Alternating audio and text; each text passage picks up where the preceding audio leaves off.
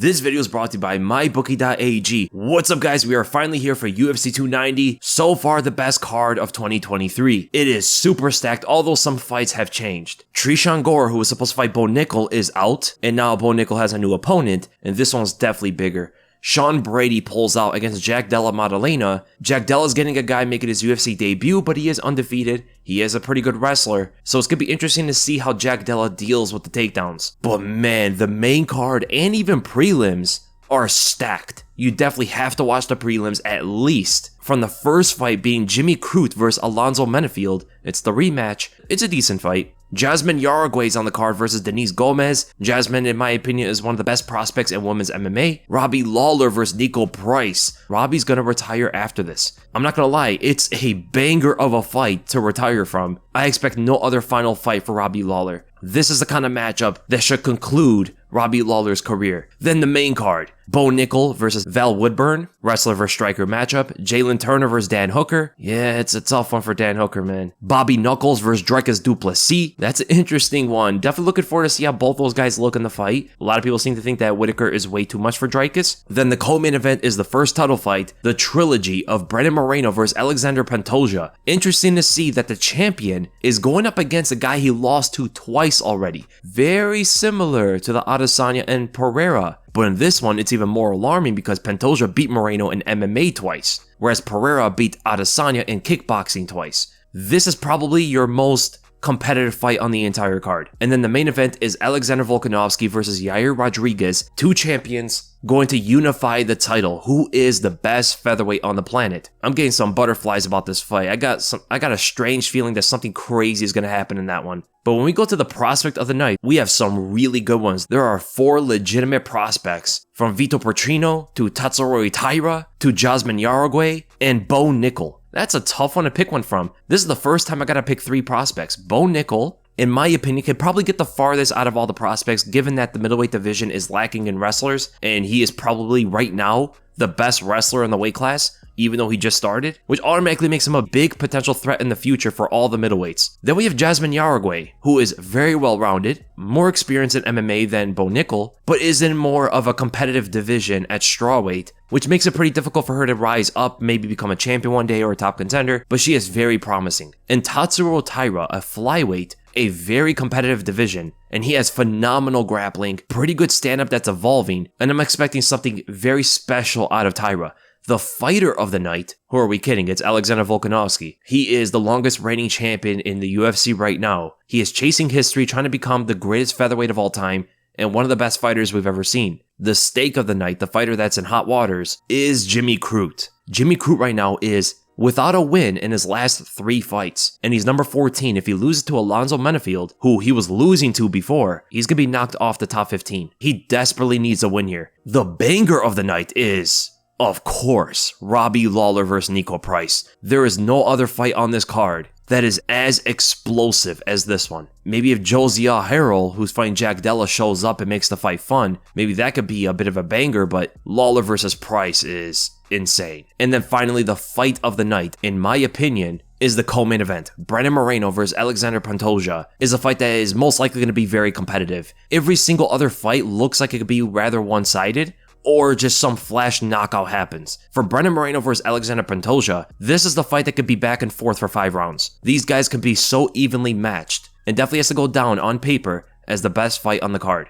And with that, let's go to our first fight, Robbie Lawler versus Niko Price. That's going to be headlining the prelims. This is going to be Lawler's retirement fight. I've been watching Robbie Lawler for a very long time, man. He's always been one of my favorite fighters. He still, to this day, has one of the most exciting title reigns in UFC history and goes down as one of the most exciting fighters ever. The guy is very soft-spoken. He doesn't like interviews. He doesn't like to get out there. And the fans still love him because he always delivers in his fights. He is one of the few fighters that doesn't need to talk in order for the fans to love him. And it's going to be a tough one with Niko Price. Niko Price is a brute out there. This guy he pretty much admits it. He comes out there without technique. He comes out there to just fight you. It's funny because Robbie is the more technical fighter.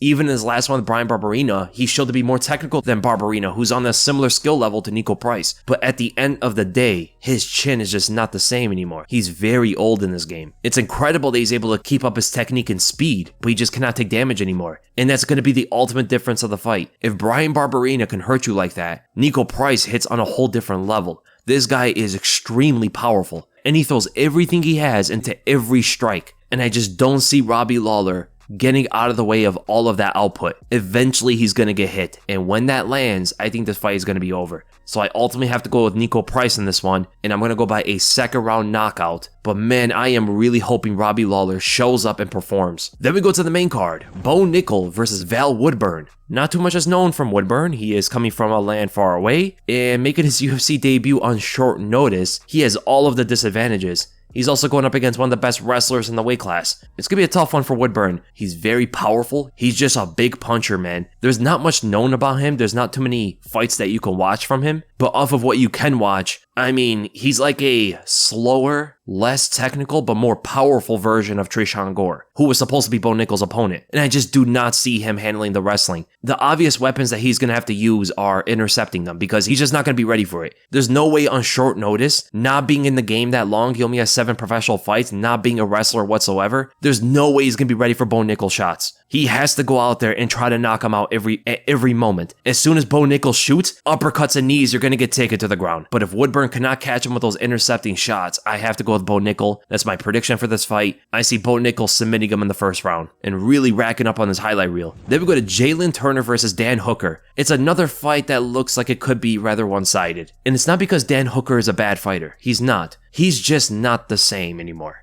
Dustin Poirier changed him. The guy at one point was able to go toe-to-toe with one of the best lightweights on the planet, and the damage that was inflicted upon him on that fight has changed him forever. He's never looked the same. He looks like he's fighting underwater. He's very slow. He can't take the damage as much anymore. He always relied heavily on his chin, and whenever you do that, eventually it's going to get cracked, especially when you got 34 professional fights. And Jalin Turner is very precise with his offense. Not too much defense to his game, as such with Dan Hooker. Both guys are rather offensive fighters, but I think Jalin Turner, who's much fresher, much faster, and also bigger and longer, with the submission threat at every opportunity, he's always looking to secure the finish on you, whether it's on the feet, sniping you with those straight punches, or snatch up your neck when you lose posture. I see Jalin Turner dominating and finishing Dan Hooker with a submission in the second round. I see Hooker just being too slow. He does have a puncher's chance, but overall, I just see Jalin Turner beating him at every moment. And then we go to Robert Whittaker versus Dricus du Plessis. Man, everybody's riding on Whittaker. Everybody thinks that he's just gonna run right through Dricus, who, I'm not gonna lie, is technically inferior to Whittaker in every discipline. There is nothing that Dricus does better than Whittaker, technically. But he's powerful. He's long. He's always in the fight. He's always trying to knock you out. Just like Niko Price in a way, the guy just fights you. He just goes after you. And in this fight with Whittaker, he has to do that because his chances of winning are relying on Whittaker's rather weak chin. Whittaker's not made out of glass, but he does get hurt rather often in his fights. He has gotten hurt many times throughout his career, even in fights that he's winning,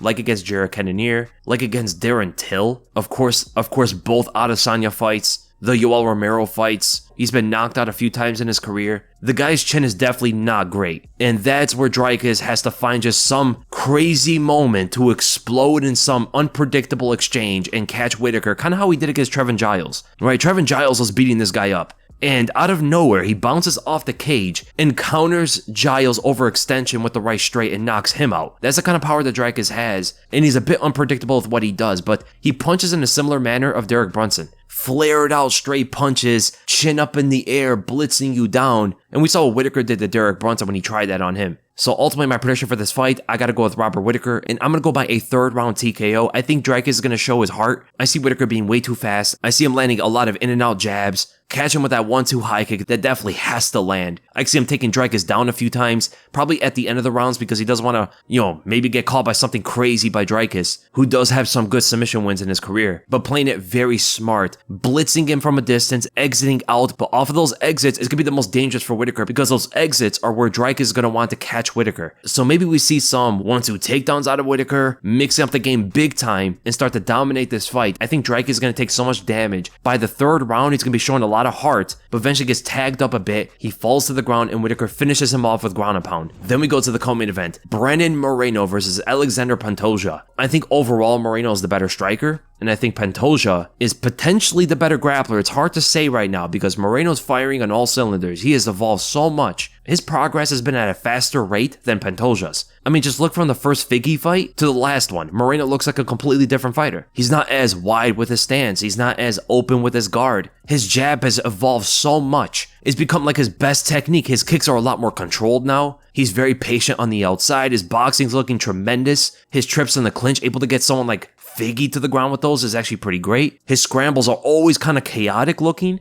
but he does come out on top most of the time. But I don't think it's going to work as well against Pantoja, right? Pantoja is extremely aware on the ground. He's so high level with his Brazilian Jiu-Jitsu. He does an excellent job of pinning you to the ground and advancing it to dominant positions. He puts a lot of pressure. He has pretty good ground and pound. He'll threaten you with some top submissions in order to open you up so he can transition through that and then get a better submission on you. He is levels above most guys in this flyweight division when it comes to Brazilian Jiu-Jitsu, and that might even be a thing against Brandon Moreno as well. They both have completely different styles with how they roll. Pantoja can scramble fast, but Moreno's all about the scramble. That's most of what he does. And I think Pantoja's control on the ground is going to be the difference maker if the fight gets down there. But how is he going to get the fight to the ground? I think Pantoja can get the fight to the ground because he is a bit wild on the feet. He goes right after you and just trades with you. Not the most technical striking, and for most of his opponents, it could fluster them, but I don't think it will fluster Brandon Moreno, who's been in there with Davison. I mean, that is such a privilege for Moreno to go up against that guy 4 times. Anybody else that brawls with him or presents some kind of power threat pales in comparison to what Moreno experienced before. And Figgy took down Moreno multiple times throughout all of those fights, and Moreno's definitely going to have to work on his takedown defense going up against Pantoja, which I think is going to be the majority of his focus in his preparation. Takedown defense and standing up from the bottom. Because when it comes to the stand-up, I mean, Moreno has everything checkmarked. He beats Pantoja in everything when it comes to the stand-up. And it does make this fight look like a striker versus grappler matchup. Man, the prediction for this is pretty tough because I can see how both of these guys win. But does Moreno have the kind of power to knock out Pantoja? Pantoja's durable. Both guys have granite chins, actually. And Pantoja's like the only guy that was able to go toe-to-toe with Figgy before Moreno did. Pantoja did eat some big shots, but he was there the whole time. And if Figgy cannot knock that guy out, with the fact that Pantoja hasn't taken as much damage in his other fights compared to Moreno, maybe Moreno hits him to the body, catches the liver like he did Kai Kara-France. That's always a possibility, and he has really good left hooks to the body as well. We know that Pantoja likes to get in close. Moreno can find some good liver shots with that left hand. His boxing's only evolving every single time we see him, and this may be another thing he goes to specifically against Pantoja's style. That would actually be a great adjustment for Moreno. But ultimately, my prediction for this fight, I think we're going to see a new champion. I'm going to go with Alexander Pantoja, and I'm going to go by a 4th round submission. At the end of the day, I see Pantoja getting beat up on the feet, but he has a good enough chin to withstand the damage and get the fight to the ground. Even at times, probably going to have to sacrifice getting hit to the face in order to secure takedowns. And when the fight gets to the ground, I see Pantoja pinning Moreno to the ground several times, getting very good positions on top of him, landing big ground and pound shots, and I see this happening almost every single round after the first. So 2nd, 3rd, and 4th rounds, I see Pantoja getting the fight down, getting great top control, and then eventually in the 4th round, after softening up Moreno with ground and pound, getting a submission. I can see a rear naked choke, maybe an armbar, one of those two. And then we go to the main event. Alexander Volkanovski versus Yair Rodriguez. We talked about this fight a lot. Volka's probably going to win the majority of this fight, either if he wins or even Yair wins at the end. Is it just me? Or are you guys also getting a weird feeling about this fight? Like something crazy is going to happen. As much as it's logical and on paper, it should be Volkanovski beating Rodriguez. He has the blueprint, right? He has the game plan. And he comes from a very good camp. He's one of the smartest fighters. He prepares extremely well for fights. He has the ability to pressure Yair, defend the high kicks, counter the follow-up punch, follow up with more pressure off of the hand trap, shoot the double leg against the fence, take him to the ground, land big ground and pound shots, soften him up, rinse and repeat every single round until the point where Rodriguez can't continue, or he gets either a TKO win or Rodriguez gives up his back and gets submitted, because I can see a rear naked choke for Volk in this one.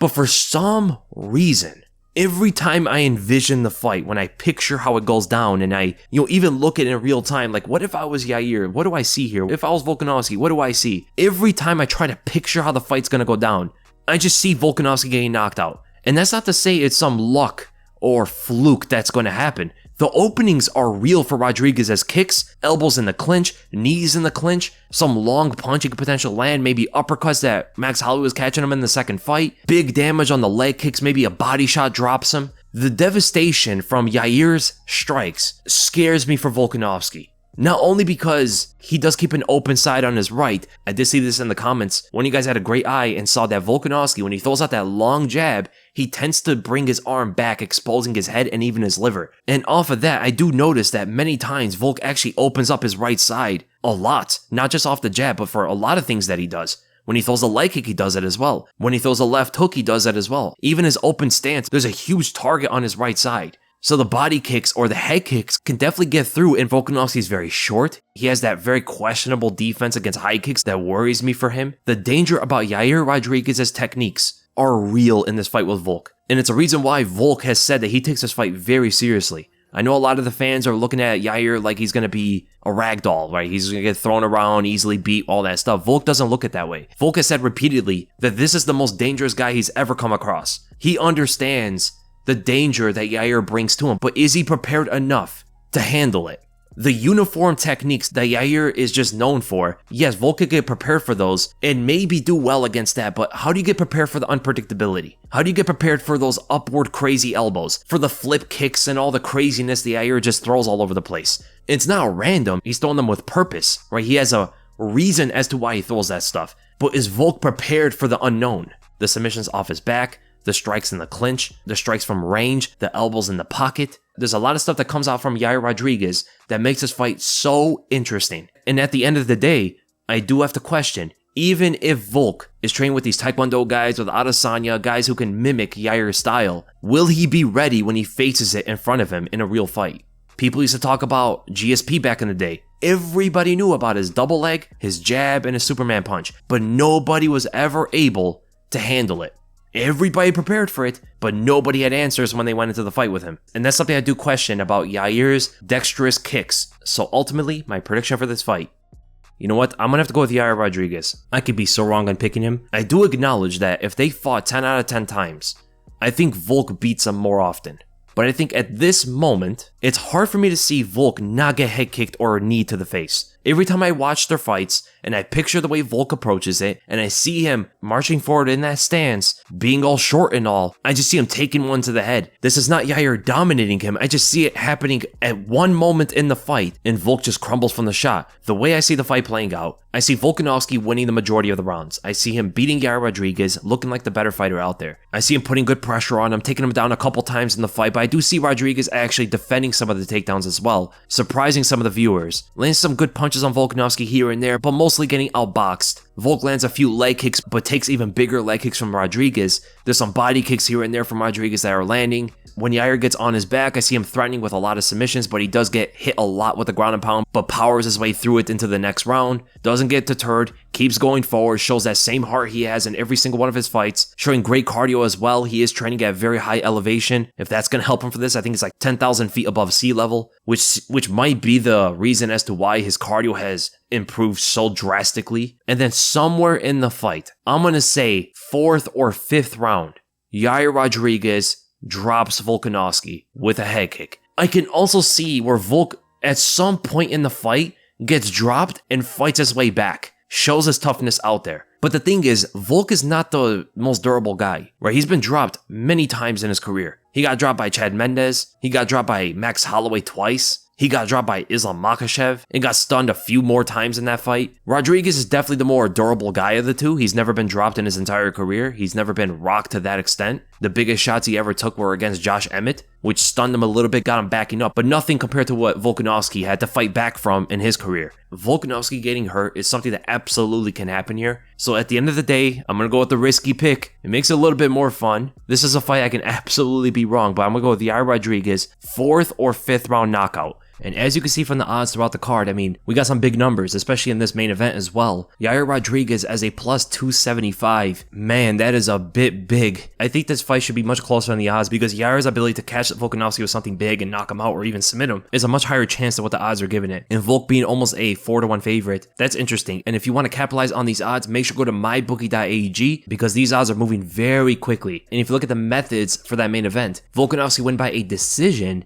is a -103. That is probably the best way he would win the fight, but there is a chance he could finish him later with ground and pound. So we do see that +175 for the knockout victory for Alex. But then you go to Yair's methods of victory. Him to win by knockout is a +560. And then him to win by a submission is a +1250. Again, this is another reason why I think having Yair as big of an underdog as he is can be a mistake, because those two things happening are a real possibility, and the odds are making it seem like it's too far-fetched to happen. We look at the co-main event. Brennan Moreno is a 2-1 favorite over Alexander Pantoja, the guy who has already beaten him twice, and is probably the only fighter in the weight class that can contest with Moreno on the ground, if not even beat him down there. He's also very durable, so first that catches my eye. Pantoja to win by a submission is a +330. That is the most likely way he would win the fight, but there is a chance he could win by a decision as well. But here's the odds for Moreno knocking him out. They're actually pretty low. +180 to knock out Pantoja is crazy. Pantoja is so durable, and Moreno doesn't have one-punch knockout power. The only way I can really see it happening is if he's just torching it from beginning to end, or he drops him with a body shot. Then we look at Nickal. He is the biggest favorite in UFC history at a -2500. He's a 25-1 underdog. We're getting to Mike Tyson levels here. That is insane for any fight. There is no fighter that should ever be a -2500. And that goes with the Jack Della Maddalena and Jose Jair fight.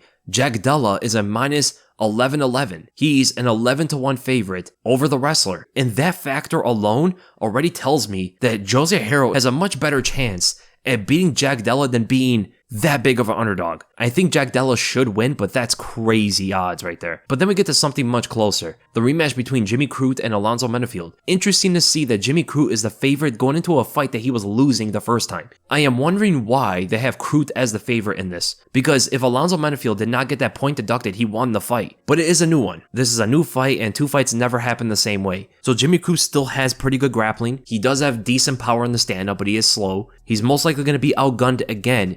And Alonzo Menifield's takedown defense is probably going to be even better than it was last time. So those are interesting odds to have Jimmy Crute as the favorite. But then we get to something similar to the Jack Della odds. Tatsuro Taira is also a -1111. He might have a better chance of beating Edgar than Jack Della has been Jose Jair, given the fact that it's in the flyweight division. You know, flash knockouts and stuff just don't happen as often in those lighter weight classes. A lot more reliant on who's the more skilled guy. Jose Jair in the Jack Della fight is very big. He's very explosive, so he can make something happen out of nowhere. There's a lot more physicality in that kind of fight compared to the Tatsuro Taira fight. Although, -1111 is still crazy. If you're a bettor, you're always happy to see those odds. The dogs of the card that, I'm not going to say necessarily are going to win, but do have the best odds compared to their chances of actually winning the fight. Of course, Yair Rodriguez. He's a huge underdog, and he definitely has a much better chance to win than the odds are giving it. Then we have Alexander Pantoja, who I actually think should be the favorite going into the fight. I think he has a very good style to go toe-to-toe with Brennan Moreno. Him as almost a 2-1 underdog is pretty crazy. My bookie definitely has good odds if you're riding with Pantoja on this one. Then we go to Val Woodburn.